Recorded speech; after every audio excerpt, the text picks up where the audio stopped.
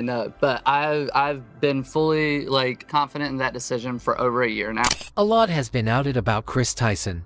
She. I guess everybody has what they believe in, but in this video I'll refer to her as she. So it turns out she could be a pedophile. It's truly shocking, especially if you've been a MrBeast fan from day one.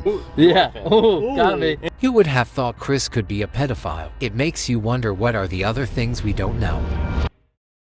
After he became a she, people began to dig things on Kris, and boy did they find. Turns out she is affiliated to sites that promote inappropriate art about underage children. Specifically a guy known as Shadman, who is an artist that specializes in what is known as.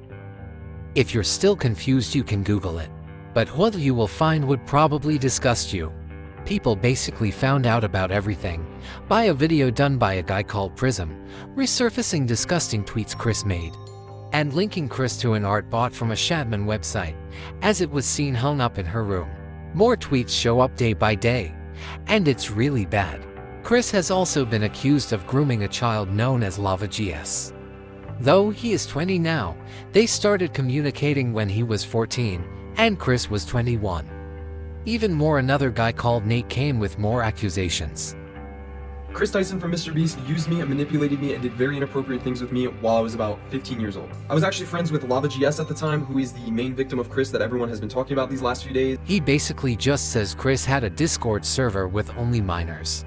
They were about 10 of them, and she makes inappropriate jokes and spam corn images to the children in the server. Kris Tyson definitely has a lot coming her way. But what does this all mean for MrBeast? Before all this, he was probably the YouTuber with the least amount of haters. But all that has come crashing down. While there are no evidence or even claims of MrBeast being inclined in this pedophilic behaviors, few have come out to claim MrBeast was aware. One of them being Jake the Viking, a former MrBeast employee. He made a tweet implying MrBeast knew about Kris' activities. MrBeast's response to all this was a tweet stating he has fired Kris, hired private investigators to look into the situation, and is ready to take further action.